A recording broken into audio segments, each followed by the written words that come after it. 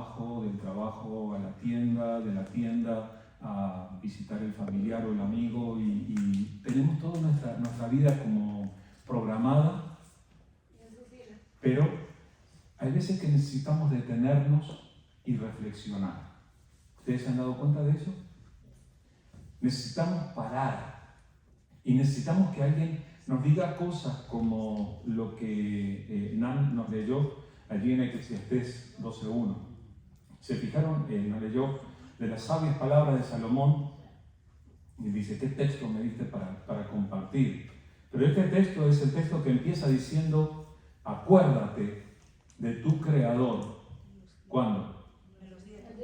En los días de tu juventud, antes que vengan los días malos y lleguen los años de los cuales digas, no tengo en ellos contentamiento. Acuérdate del Señor. ¿Cuándo? No se hagan los simpáticos y digan, bueno, este mensaje es para Jocelyn, para Edgar, que son jovencitos, los incluimos a Giovanni, a Paula, pero el resto no es para nosotros. Ya no tenemos que acordarnos del Señor. No. Lo que creo que hubo en el corazón de Salomón cuando dijo esto es que tenemos que acordarnos de Dios ahora. Detenernos a reflexionar. Y yo quisiera, hermanos, que pudiéramos pensar. Yo creo que ya les he hecho varias veces esta pregunta, pero es algo que necesitamos detenernos a pensar. ¿A qué le estoy dedicando mi vida? Saben que sería bien triste si llegamos al final de nuestra existencia, si vienen esos días malos en los cuales ya decimos no tengo en ellos contentamiento. Interesante cómo Salomón se le ocurrió describir la vejez de una manera tan gráfica como la hace allí en el capítulo 12 de Eclesiastés, pero sería muy triste llegar a esa época y darnos cuenta de que hemos gastado nuestra energía en cosas que no valían la pena. Entonces necesitamos reflexionar ahora, necesitamos buscar a Dios ahora. ¿A qué le estás dedicando tu esfuerzo? ¿En qué estás invirtiendo tu tiempo y tu energía? Yo creo que podríamos sorprendernos al responder por nosotros mismos estas preguntas. Y necesitamos hacerlo. La semana pasada estuvimos hablando de los ladrones del gozo. ¿Se acuerdan? Y hicimos un panorama general de una carta que hay en el Nuevo Testamento, en la que la palabra gozo se menciona 19 veces. La palabra o el concepto de gozo, de regocijarse. ¿Ustedes se acuerdan qué carta era? Mi alumna favorita ya la dijo. Sí, Filipenses. La semana anterior estuvimos estudiando en Hechos capítulo 16 cómo fue que nació esa iglesia. Vimos a Lidia, la vendedora de púrpura, al carcelero y su familia y todo eso, y estuvimos pensando. Y vamos a usar para pensar en esto, en a qué le dedicamos nuestro esfuerzo, a qué le dedicamos nuestra energía, nuestro tiempo. Vamos a dedicarlo pensando en el primer capítulo de la carta a los Filipenses. Entonces vamos a ver Filipenses. Y yo quiero que lo veamos bien desde el comienzo para empezar a pensar. El versículo 1 del capítulo 1, Filipenses 1:1, es, digamos, como comienza cualquier carta, ¿verdad? Hoy en día es un poco diferente, pero lo que dicen estos versículos es esto. El versículo 1, Pablo y Timoteo, siervos de Jesucristo, a todos los santos en Cristo Jesús que están en Filipos con los obispos y diáconos. Gracia y paz a vosotros, de Dios nuestro Padre y del Señor Jesucristo. Ahora, yo les pido que piensen por un momento en esto. Pablo y Timoteo ya eran conocidos de los filipenses. Ellos habían estado en Filipos cuando organizaron la iglesia, cuando plantaron la iglesia. Es más, Timoteo venía recién sacadito de su hogar, era jovencito en ese momento, pero él estuvo allí, no estuvo preso con Pablo y Silas, pero sí estaba presente allí en Filipos cuando se organizó aquella iglesia. Entonces eran conocidos. Ahora, ellos podrían haberse presentado diciendo, Pablo y Timoteo, los apóstoles, ¿verdad? Hoy en día se usa a veces en algunos ámbitos los títulos que suenan así poderosos, que suenan llenos de autoridad, pero a mí me encantó como ellos, ante los filipenses que ya los conocían, que ya sabían de su ministerio, de su liderazgo, ellos se presentan como siervos. ¿Se dieron cuenta de eso? Me encanta la humildad que manifiesta el apóstol Pablo en todos sus escritos. Él no se presenta como superior a nadie, sino que se presenta como un servidor del Señor. Y eso es lo que nosotros tenemos que aprender a hacer. Pero no solamente eran siervos, sino que eran siervos de Jesucristo. Y esa es la aclaración que tenemos que hacer siempre. Nosotros tenemos que tomar la decisión de servir al Señor y que se note que servimos al Señor. Además, vieron que esta carta va dirigida desde los siervos a los santos. ¿Sí? A todos los santos en Cristo Jesús que están en Filipos. Y esto ya lo hemos hablado también en alguna otra ocasión.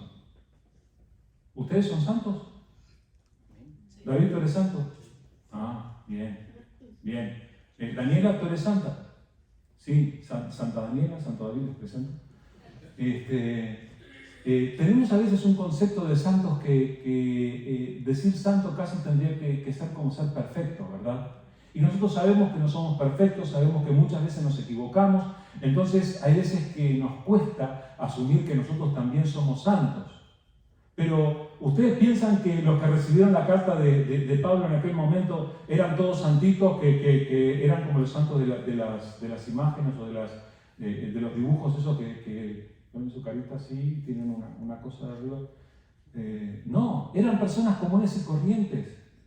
Probablemente algunos fueran ex convictos y eran personas que tenían sus dificultades, y a lo largo de la carta se nota, porque Pablo también los regaña un poco, y entonces se nota que eran personas que tenían equivocaciones. Sin embargo, delante del Señor, en Cristo Jesús, son santos.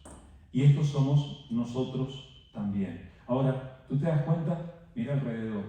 Estos que están aquí, que creen en Jesús como tú, son santos en Cristo Jesús también.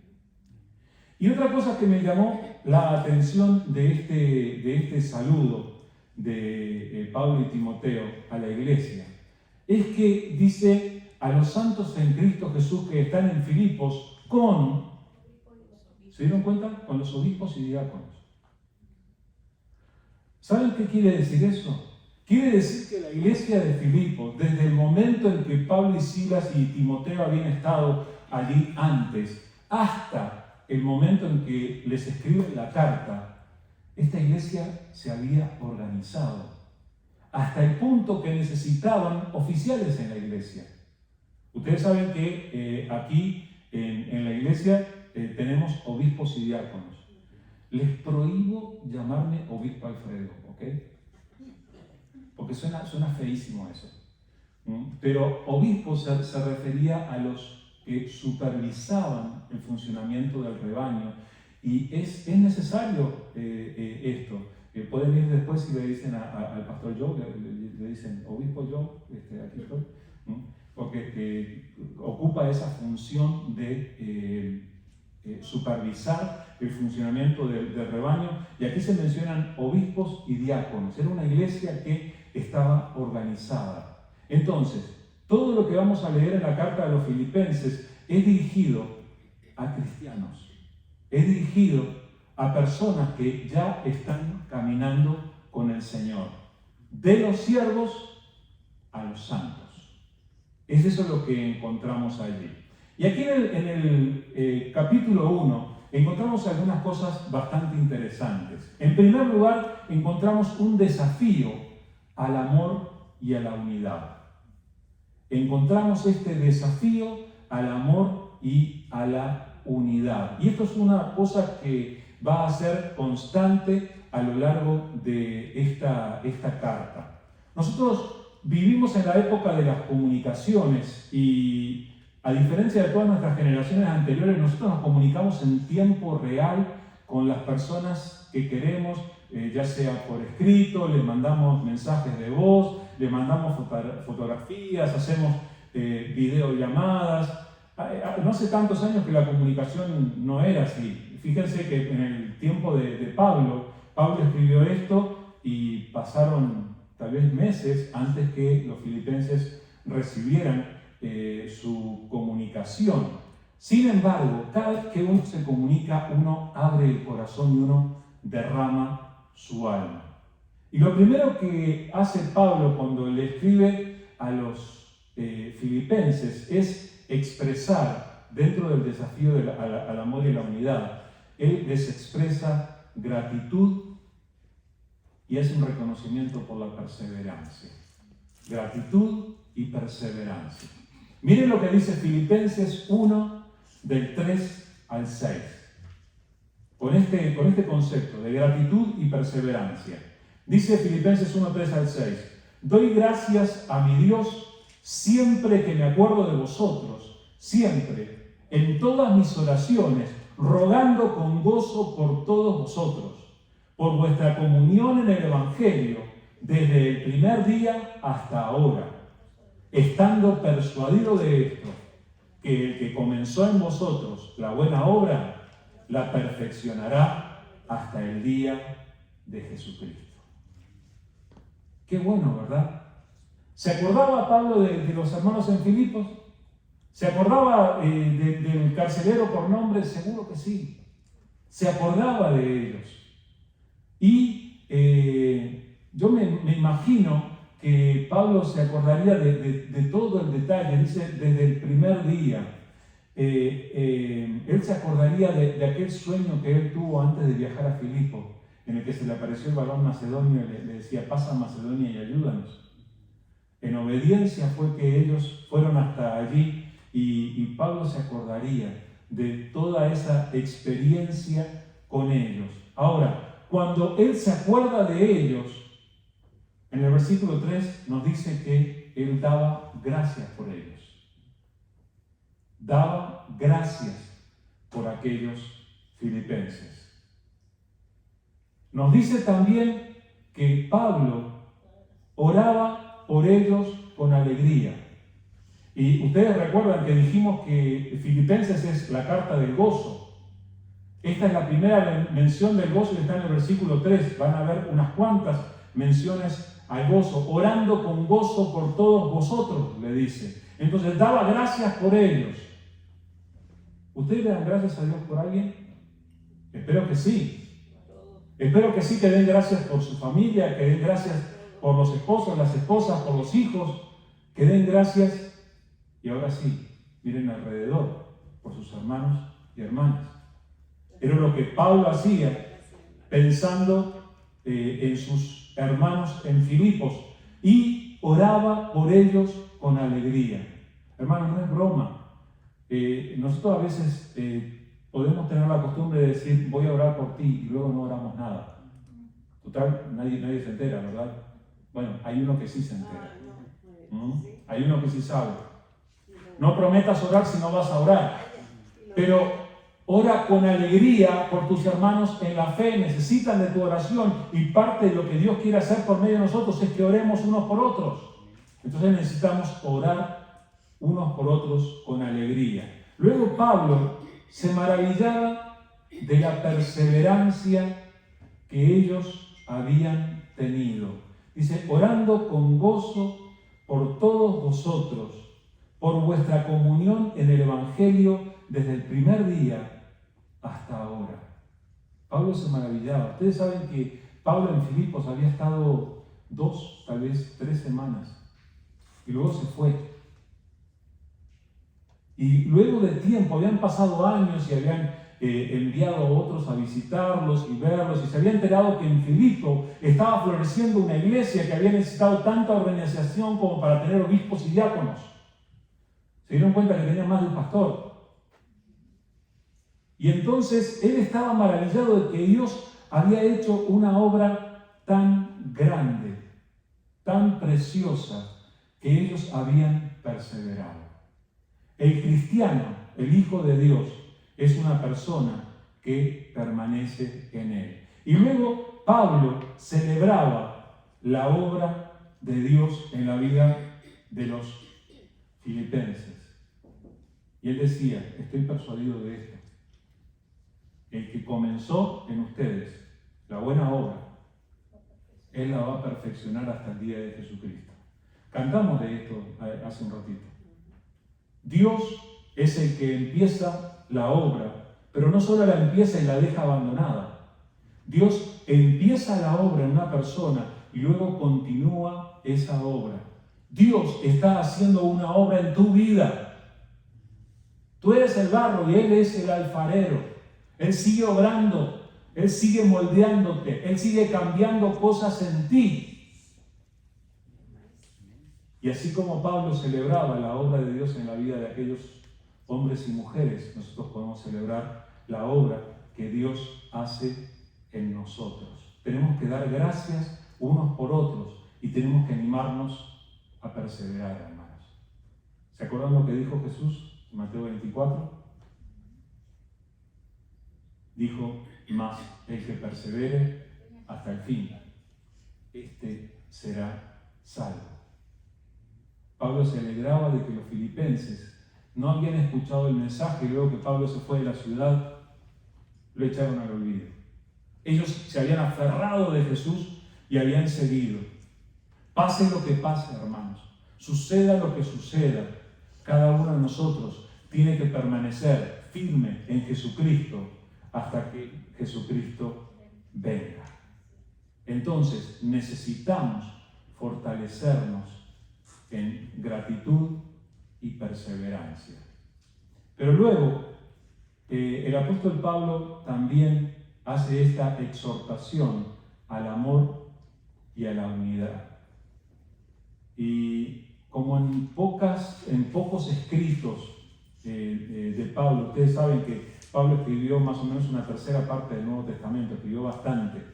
Sin embargo, esta carta es bastante particular en cuanto a cómo expresa su afecto por los hermanos. Ustedes saben que nosotros hemos sido llamados a amarnos unos a otros. Aquí tenemos un ejemplo de cómo uno puede llegar a amarse con los hermanos. Filipenses 1, 7 y 8 dicen esto. Como me es justo sentir esto de todos vosotros, por cuanto os tengo en el corazón, y en mis prisiones, y en la defensa y confirmación del Evangelio, todos vosotros sois participantes conmigo de la gracia, porque Dios me es testigo de cómo os amo a todos vosotros con el entrañable amor de Jesucristo.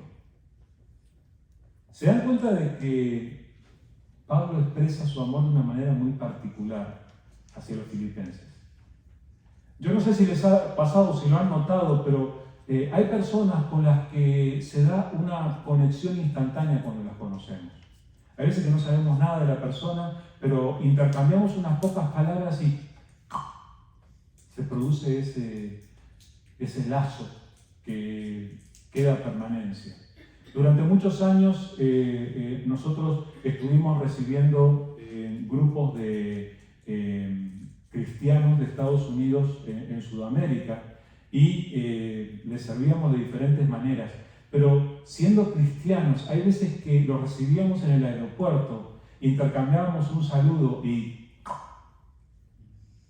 se notaba eso que no se notaba en otras relaciones, que uno podía a veces tener más tiempo con otras personas, pero no se daba esa unión.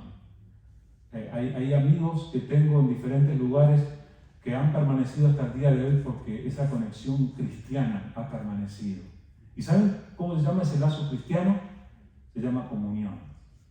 Y es lo que se produce entre aquellos que conocen al Señor y se relacionan. Pablo había compartido el Evangelio con aquellas personas habían creído en Jesús y se había establecido una relación. que con el correr de los años no se había roto.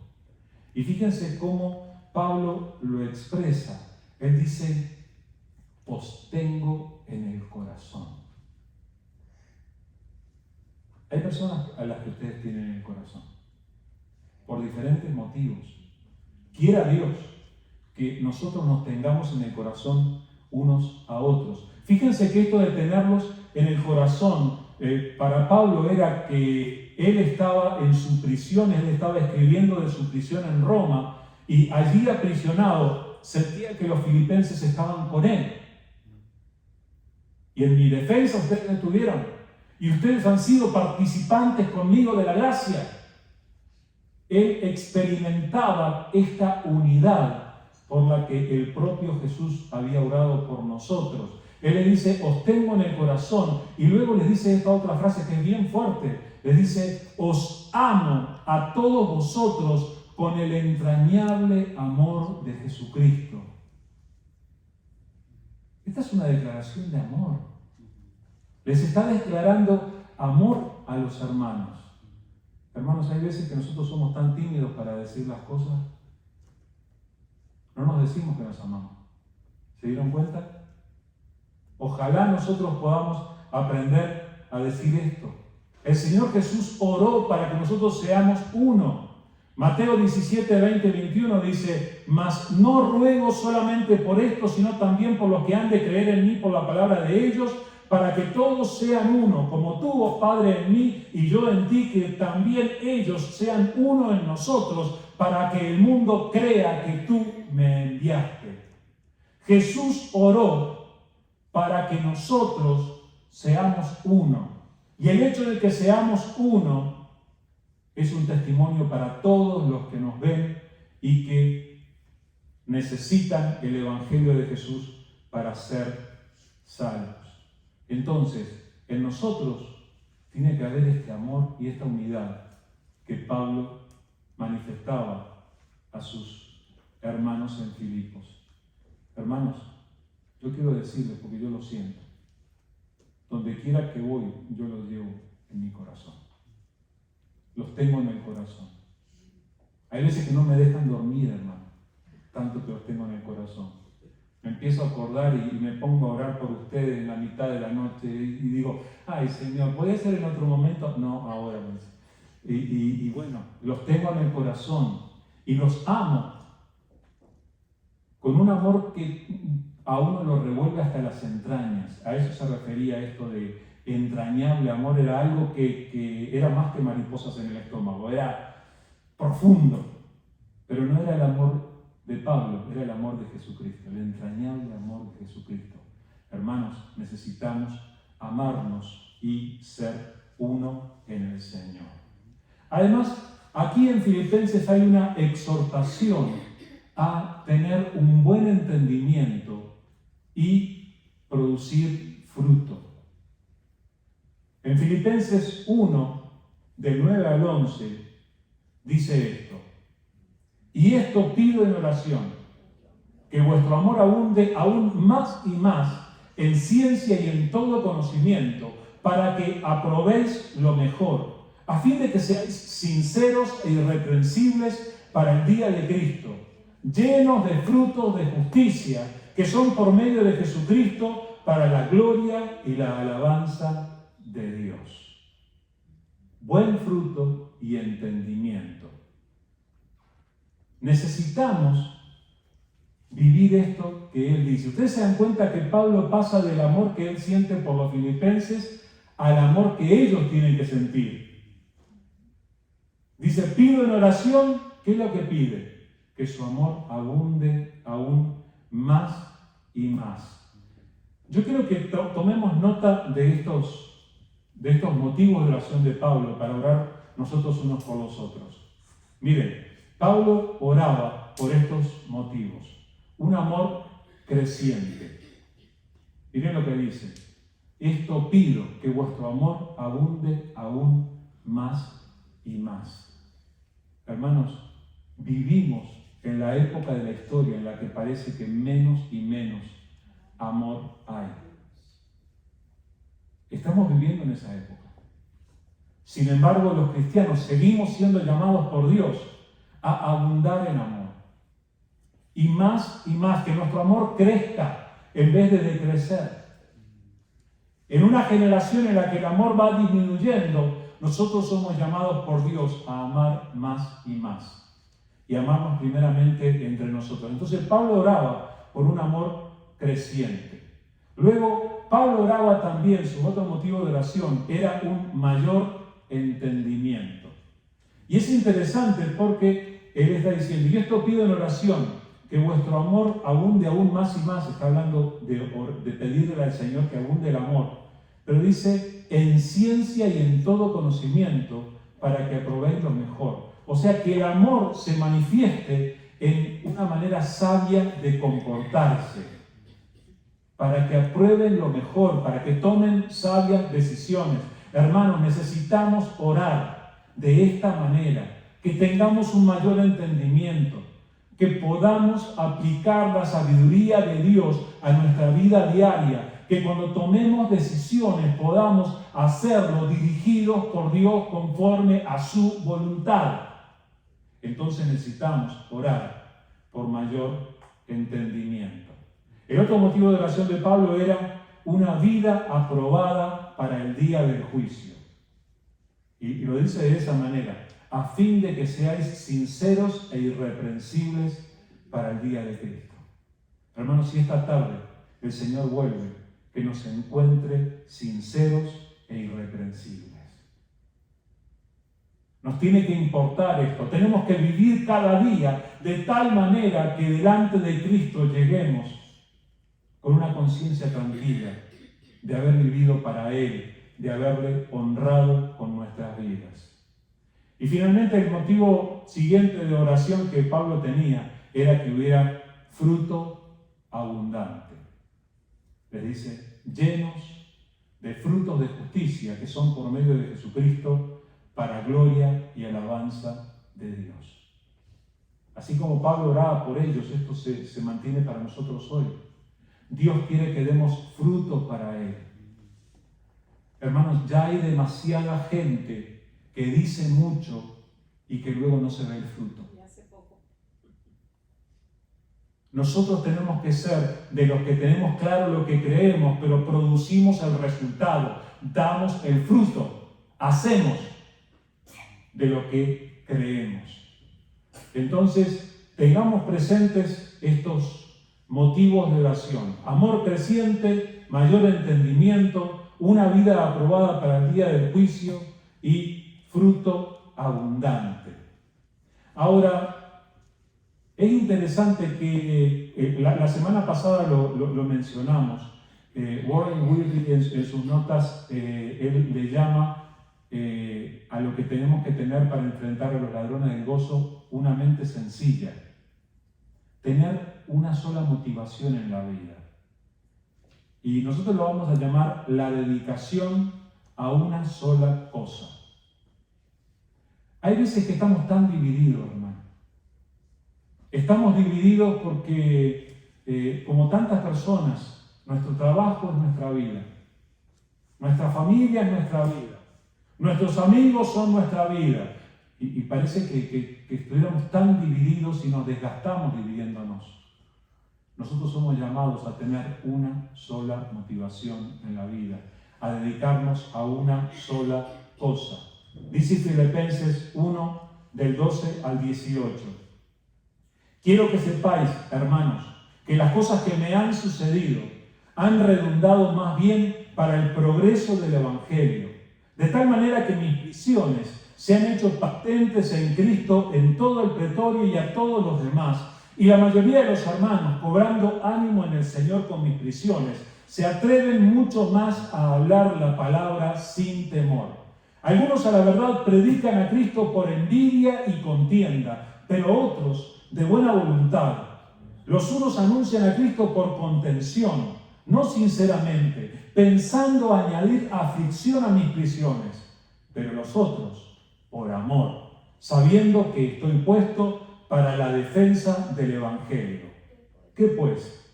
Que no obstante, de todas maneras, o por pretexto o por verdad, Cristo es anunciado, y en esto me gozo y me gozaré aún.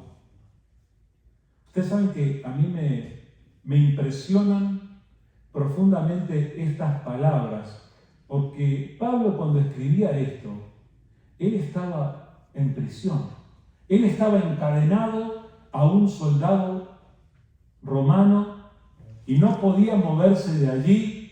Él estaba sujeto, estaba bajo supervisión todo el tiempo, y sin embargo expresa estas palabras que son tan fuertes y dice: me gozo y me gozaré aún, hablando de la carta del gozo, ¿verdad? Él les empieza a hablar a los hermanos de lo que les estaba pasando, de sus prisiones. Y hay veces que nosotros evaluamos cómo nos va y las cosas que nos pasan, y hasta lo hacemos en las redes sociales, le ponemos en el Facebook, ¿cómo estoy?, me pregunta Facebook, ¿qué estás pensando? Y bueno, he tenido un día horrible, y empezamos a expresar cómo estamos. Fíjense lo positivo que era Pablo, pensando que en pocos días podían cortarle la cabeza. Hermanos, ¿saben qué? Mis prisiones han redundado para bien. La gente está predicando de Cristo Jesús, y por el hecho, está bien, hay algunos que predican pensando que me van a hacer pasar peor, y hay otros que predican de buen corazón, pero no importa, Cristo es predicado y en eso me voy a gozar, decía Pablo. Le importaba más que Cristo fuera predicado que su propia vida. ¿Se dieron cuenta? Le importaba más que Jesús fuera conocido que su vida en esta tierra. Si hubiéramos estado en su lugar, nosotros diríamos, ay no, qué horrible, no sé qué me va a pasar, por favor oren por mí para que se me vaya la tristeza. No, Pablo decía: me gozo, me gozaré aún porque Jesús está siendo predicado. Le importaba más la causa de Jesús que su propia vida. ¿Saben a qué me recuerda? Me recuerda a uno muy sabio del que se dice esto. Lucas 14, 25 y 27. Dice: grandes multitudes iban con él, y volviéndose les dijo: si alguno viene a mí y no aborrece a su padre y madre y mujer e hijos y hermanos y hermanas y aún también su propia vida, no puede ser mi discípulo. Y el que no lleva su cruz y viene en pos de mí, no puede ser mi discípulo. ¿Saben qué quiere decir eso? Jesús llamó a la gente, a nosotros, a que nos importe Él más que todo en esta vida. Jesús no quería que odiáramos a nuestra familia. No es eso lo que está diciendo. Pero está diciendo que Él tiene que importarnos más. Nos tiene que importar una sola cosa. Jesús, a Pablo le importaba más que Jesús fuera predicado que cualquier otra cosa en esta vida. Y nosotros tenemos que vivir de esa manera. ¿Ustedes se acuerdan cuál es el mandamiento más importante? Mateo 22, 37 y 38 dice: Jesús le dijo: amarás al Señor tu Dios con todo tu corazón y con toda tu alma y con toda tu mente. Este es el primer y grande mandamiento. Si tú utilizas todo tu corazón para amar a Dios, ¿cuánto corazón te queda para las otras cosas? Nada, si utilizaste todo. Ahora, cuando tú amas a Dios con todo tu corazón, hay un equilibrio en todas tus otras relaciones. Tenemos que aprender a vivir con una sola motivación para una sola cosa. Y la otra cosa que a Pablo le importaba era que Jesús fuera honrado, que Jesús fuera reconocido. Filipenses 1, 19 al 26 dice: porque sé que por vuestra oración y la suministración del Espíritu de Jesucristo, esto resultará en mi liberación, conforme a mi anhelo y esperanza de que en nada seré avergonzado, antes bien con toda confianza, como siempre, ahora también será magnificado Cristo en mi cuerpo, o por vida o por muerte. Porque para mí el vivir es Cristo y el morir es ganancia. Mas si el vivir en la carne resulta para mí en beneficio de la obra, no sé entonces qué escoger, porque de ambas cosas estoy puesto en estrecho, teniendo deseo de partir y estar con Cristo, lo cual es muchísimo mejor, pero quedar en la carne es más necesario por causa de vosotros. Y confiado en esto, sé que quedaré, que aún permaneceré con todos vosotros para vuestro provecho y gozo de la fe, para que abunde vuestra gloria de mí en Cristo Jesús por mi presencia entre vosotros. Pablo hablaba de su muerte. Él hablaba de que sea honrado Jesús, ya sea por vida o por muerte. Si vivo, que Jesús reciba la alabanza. Si muero, que Jesús reciba la alabanza. Pablo estaba enfrentando la posibilidad real de que lo ejecutaran en pocos días. Y lo que más le importaba era que Jesús fuera honrado. En nada seré avergonzado, antes bien, con toda confianza ahora también, será magnificado Cristo en mi cuerpo, o por vida o por muerte. Tenemos una esperanza, hermanos. Tenemos una bendita esperanza. Nuestra esperanza va más allá de la vida. Nuestra esperanza trasciende la muerte. Nosotros tenemos que aprender, como decía Pablo, para mí el vivir es Cristo y el morir es ganancia. Esa es la realidad de cualquiera de nosotros. Las lágrimas que lloramos, las preocupaciones que cargamos, las dificultades que enfrentamos, nos encuentran a donde vamos, hermanos. Tenemos un Dios que dice que enjugará toda lágrima de nuestros ojos. Entonces, sea que vivamos o que muramos, que Cristo sea honrado. Que podamos decir, así como Pablo, que el vivir es Cristo.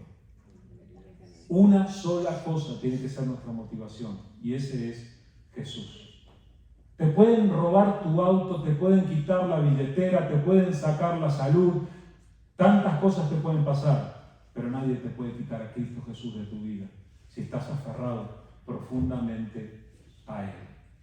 Y finalmente, tenemos que aprender a vivir un estilo de vida digno del Evangelio. Dice Filipenses 1, 27 al 30. Solamente que os comportéis como es digno del Evangelio de Cristo, para que sea que vaya a veros o que esté ausente, oiga de vosotros que estáis firmes en un mismo espíritu, combatiendo unánimes por la fe del Evangelio, y en nada intimidados por los que se oponen, que para ellos ciertamente es indicio de perdición, mas para vosotros de salvación. Y esto es de Dios. Porque a vosotros os es concedido, a causa de Cristo, no solo que creáis en Él, sino también que padezcáis por Él, teniendo el mismo conflicto que habéis visto en mí y que ahora oís que hay en mí. Miren lo que pide Pablo. Le dice, ustedes que estáis firmes, proponte en tu corazón aferrarte a Jesús y permanecer en Él. Les habla de que estén en un mismo espíritu.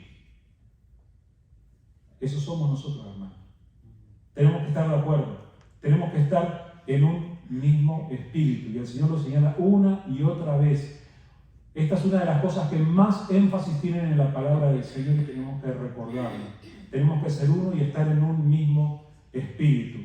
Luego les dice a los filipenses, hermanos, ustedes tienen que combatir, tienen que ser guerreros, tienen que combatir unánimes por la fe del Evangelio. Defiendan el Evangelio de Cristo Jesús y no lo hagan solamente con sus palabras, sino que hagámoslo con nuestros hechos. Y finalmente, que no se intimiden, en nada intimidados por los que se oponen. Hay personas que se oponen y nosotros hay veces que cuando se oponen, no, oigan, no se dejen intimidar. Si alguien se opone, tenemos uno que es más grande y que está con nosotros. Tengamos una vida digna del Evangelio que llegó a nuestro corazón. Así que, hermanos, seamos uno amémonos como Pablo y los filipenses se amaban, y tengamos una sola motivación en esta vida. Para mí, el vivir es Cristo. Que Cristo sea nuestra vida. Que hagamos lo que hagamos, lo hagamos honrando a Cristo Jesús. Vamos a orar. Gracias, querido Señor. Gracias porque cuando llegó el momento de salvarnos, tú lo diste todo por nosotros. Señor, este es nuestro tiempo de darlo todo por ti. Y Señor, sí tenemos cosas muy importantes en nuestra vida. Tenemos familia, tenemos esposos, esposas, hijos, hermanos, tenemos amigos, tenemos bienes, tenemos muchas cosas en nuestra vida. Pero Señor, queremos vivir para una sola, queremos vivir para ti. Ayúdanos, Señor. Tantas veces nos dejamos llevar por la corriente de este mundo y por las cosas que pasan, Señor, y salimos desviados y nos apartamos de tu voluntad por no tener esa única motivación en nuestra vida. Ayúdanos, Señor. Queremos vivir así. Queremos poder decir con Pablo, para mí el vivir es Cristo y el morir es ganancia. Ayúdanos, Señor. Señor, que esta palabra se quede en nuestro corazón. Ayúdanos a volver a leer estos versículos y recibir lo que tú quieres decirnos y ser renovados por tu palabra, Señor. Queremos dar fruto para ti y queremos honrarte, teniendo una vida digna del amor con el que tú nos has amado. Padre, que tu bendición permanezca sobre la vida de cada uno de nosotros. Ayúdanos, Señor, a andar en fe. Ayúdanos, Señor, a andar conforme a tu voluntad, a tomar decisiones sabias conforme a lo que tú quieres hacer en nosotros. Y Padre, te rogamos que en esta semana tú nos ayudes para que podamos ser luz y podamos ser de bendición para cada persona con la que tratamos. Te damos las gracias y te honramos, Señor, de todo corazón, en el nombre de Jesús. Amén. Amén. Bueno, muy bien.